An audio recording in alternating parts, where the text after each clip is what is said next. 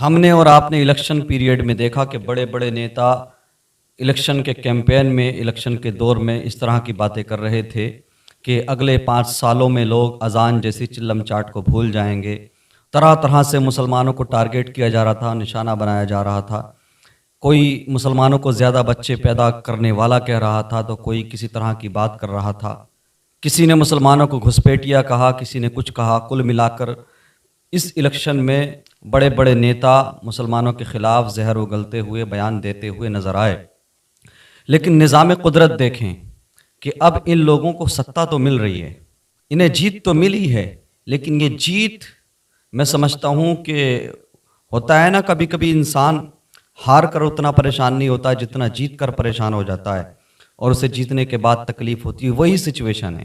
نظام قدرت دیکھیں کہ اب ان لوگوں کو حکومت بنانے کے لیے ایک ایسے انسان کا سہارا چاہیے، ایک ایسا انسان ساتھ میں چاہیے جو صرف مسلمانوں کو اپنے ساتھ لے کر نہیں چلتا ہے، بلکہ مسلمانوں کے ساتھ عید الفطر کے موقع پر نماز پڑھتا ہوا بھی نظر آتا ہے۔ اور آپ کو حیرت ہوگی، یہ نظام قدرت ہے جناب۔ ایک طرف قسمیں کھائی گئیں کہ میں جب تک زندہ ہوں مسلمانوں کو آرکشن نہیں دینے دوں گا، ریزرویشن نہیں دینے دوں گا، تو دوسری طرف چندر بابو نائیڈو آندھرا پردیش کی جنتا سے یہ وعدہ کر چکے ہیں اپنے مینیفیسٹو کے ذریعے کہ میں 4% آرکشن، 4% ریزرویشن مسلمانوں کو دوں گا۔ اور صرف بات ریزرویشن تک نہیں ہے، چندر بابو نائیڈو 4تھی بار سی ایم بنے ہیں آندھرا پردیش کے، بس شپت لینا باقی رہ گیا ہے۔ اس سے پہلے وہ 3 بار چیف منسٹر رہ چکے ہیں وہاں کے۔ انہوں نے اس بار اپنے مینیفیسٹو میں یہ چیزیں مینشن کی ہیں کہ 4% ریزرویشن مسلمانوں کو، اور اس کے ساتھ ساتھ جو لوگ حج کرنے جاتے ہیں، ہر حج کرنے والے کو 1 لاکھ روپیہ، اور آندھرا پردیش میں جتنی مساجد ہیں ہر ایک مسجد کے لیے 5,000 روپیہ منتھلی ماہانہ مینٹیننس کے لیے دینے کا وعدہ کیا ہے۔ اور معاملہ یہاں تک نہیں ہے، اور آگے بڑھیے، 5 لاکھ روپے تک کا لون انٹریسٹ فری دینے کا وعدہ کیا ہے۔ یعنی اگر کوئی بھی مسلمان چاہتا ہے کہ وہ لون لے 5 لاکھ تک تو اسے انٹریسٹ دینے کی ضرورت نہیں ہے، بیاج دینے کی ضرورت نہیں ہے، چونکہ اسلام میں بیاج حرام ہے، انٹریسٹ حرام ہے، اس لیے مسلمان لون لینے سے بچتے ہیں۔ اس چیز کو دیکھتے ہوئے انہوں نے اپنے مینیفیسٹو میں یہ مینشن کیا ہے، یہ وعدہ کیا ہے کہ 5 لاکھ تک کا انٹریسٹ فری لون کوئی بھی مسلمان آندھرا پردیش میں لے سکتا ہے۔ یہ ساری اسکیمیں آندھرا پردیش میں مسلمانوں کے لیے چندر بابو نائیڈو کی طرف سے ہیں، اور یہ خوشی کی بات ہے۔ ہونا بھی یہی چاہیے کہ لوک تنتر میں سب کو ساتھ لے کر چلنا چاہیے۔ اب اگر چندر بابو نائیڈو کی ہندوؤں کے لیے اسکیمیں ہیں یا ان کے مینیفیسٹو میں وعدے ہیں، ہم ان سے بھی خوش ہیں، ہونا چاہیے۔ آپ صوبے کے یا ملک کے اگر مکھیا بن رہے ہیں تو آپ پر لازم ہے، آپ پر ضروری ہے کہ آپ ہر کمیونٹی کو، ہر سماج کو اپنے ساتھ لے کر چلیں، ہر ایک کی ضرورت کا احترام کریں، ہر ایک کے مذہب کا احترام کریں، ہر ایک کی آستھا کا احترام کریں۔ اور یہی خوبصورتی ہوتی ہے لوک تنتر کی کہ ہر سماج کو، ہر ورگ کو اپنے ساتھ لے کر چلا جائے۔ آپ تیرتھ یاترا پر جانے والے ہندوؤں کو بھی پیسہ دیں، تو چندر بابو نائیڈو نے یہ قدم اٹھایا کہ حج پر جانے والوں کو بھی پیسہ دیں۔ آپ مندروں کے لیے بھی پیسہ دیں تو مسجدوں کے لیے بھی پیسہ دیں۔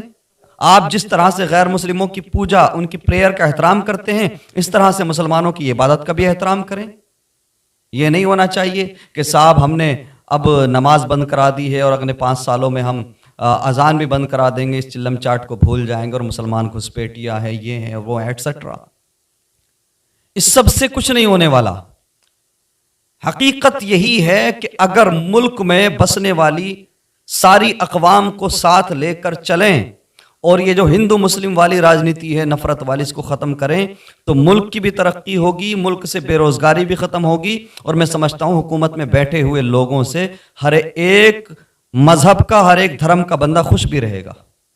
بہرحال میں یہ ضرور کہنا چاہوں گا کہ اب جو سچویشن ہے، جو حکومت بننے والی ہے، وہ سب جانتے ہیں کہ وہ حکومت خود مختار نہیں ہوگی۔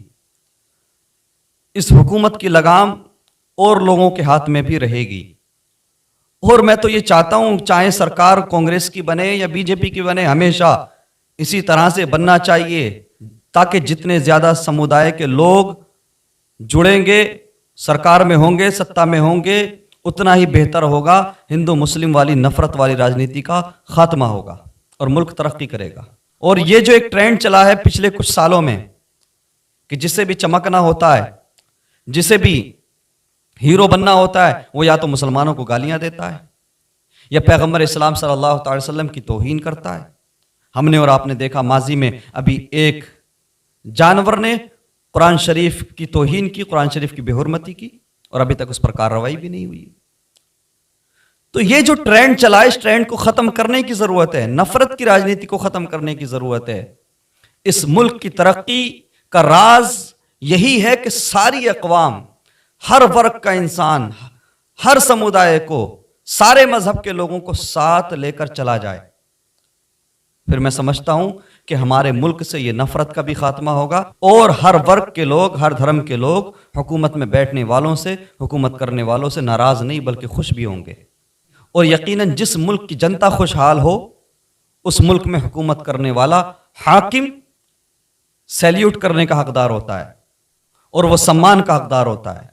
उसे इज्जतें भी मिलती हैं, दुनिया उसको सैल्यूट भी करती है। तो बहरहाल मुसलमान हो या हिंदू हो, सिख हो, इस मुल्क में बसने वाले दलित हो, जो भी हो, वो इस मुल्क की जनता है, रियाया हैं। तो जो लोग भी हुकूमत में हैं, जो लोग भी सत्ता संभाल रहे हैं, अब उनको चाहिए वो ये ना देखें कि साहब जो है मैं किसी विशेष समुदाय से आता हूं तो बस मुझे उन्हीं की परवाह करना है। नहीं, आप उनकी भी परवाह कीजिए, दूसरों की परवाह कीजिए। आप हिंदुस्तान की आवाम को अपनी रियाया के तौर पे देखिए, अपनी जनता के तौर पे देखिए, मजहब की ऐनक उतार के देखिए। इस तरह से फिर मुल्क के अंदर खुशहाली बढ़ेगी और तरक्की होगी। और मैं समझता हूं जो हमारे मुल्क में एक ज़माने से हिंदू, मुसलमान, ईसाई, सिख, दलित जितने भी लोग हैं एक साथ रहते आ रहे हैं सदियों से, ये परंपरा बिना नफरत के आगे चलेगी। आगे भी मोहब्बत के साथ, प्रेम के साथ, एक दूसरे का सम्मान करते हुए ये सारे धर्मों के लोग, सारी हर विचारधारा के लोग, हर धर्म के लोग आपस में एक दूसरे का सम्मान करें और आपस में एक दूसरे के साथ रहकर एक दूसरे का सम्मान करके जिंदगी गुजारें। और मैं ये बात भी दावे के साथ कह सकता हूं, आप उन मुल्कों की हालत देख लीजिए जिन मुल्कों में धर्म की राजनीति नहीं है, वो मुल्क तरक्की याफ्ता हैं, वो मुल्क दिन ब दिन तरक्की कर रहे हैं। ऐसा नहीं है कि हमारा मुल्क तरक्की नहीं कर रहा, लेकिन बेरोजगारी जो हद से ज्यादा बढ़ी है, बार बार पेपर का लीक हो जाना, नौजवान 10-10 साल 8-8 साल से मेहनत कर रहे हैं, नौजवानों के 10-10 साल 8-8 साल एक कमरे में गुजर जाते हैं, हॉस्टल की लाइफ उनकी देखो जा करके। फिर जब उनका मुस्तकबिल सुनहरा होने का वक्त आता है, जब कामयाबी उनके करीब आने को होती है, तो पेपर लीक हो जाया करता है। अभी देखें आप, अब नीट के बारे में भी ये कहा जा रहा है कि पेपर लीक हो गया। तो इन सारी चीज़ों पर फोकस करना होगा।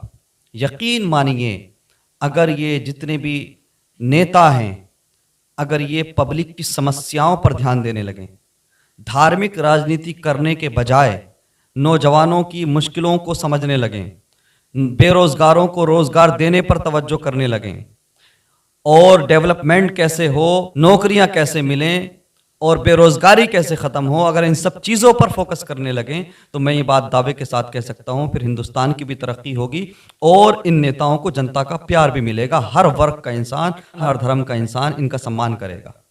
तरक्की हर एक पसंद करता है, तरक्की हर एक को पसंद है।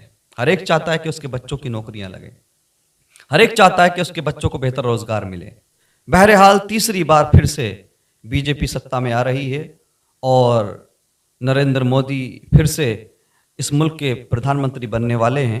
मैं ये उम्मीद करता हूँ कि पिछले 10 सालों की तरह अगले 5 साल हिंदू मुस्लिम ना हो करके मुल्क की तरक्की, मुल्क की फलाह व बहबूद के लिए काम होगा। और जो भी पिछड़े लोग हैं, गरीब लोग हैं, मज़दूर लोग हैं, बेरोज़गार लोग हैं, उनके हित में अब हुकूमत काम करेगी। हम यही उम्मीद करते हैं और साथ ही साथ मैं ये भी दुआ करता हूँ कि अल्लाह तबारक व तआला हमारे मुल्क को तरक्की अता फरमाए और हमारे मुल्क से नफ़रत का ख़ात्मा हो। हमारे मुल्क में बसने वाले लोग एक दूसरे का सम्मान करें, एक दूसरे की इज़्ज़त करें, एक दूसरे की धर्म की रेस्पेक्ट करें, एक दूसरे की मुक़द्दस शख्सियात की तौहीन करने से बचें। यही दुआ है। व आखिर दावाना अनिल हम्दुलिल्लाहि रब्बिल आलमीन व मा अलैना इल्लल बलाग।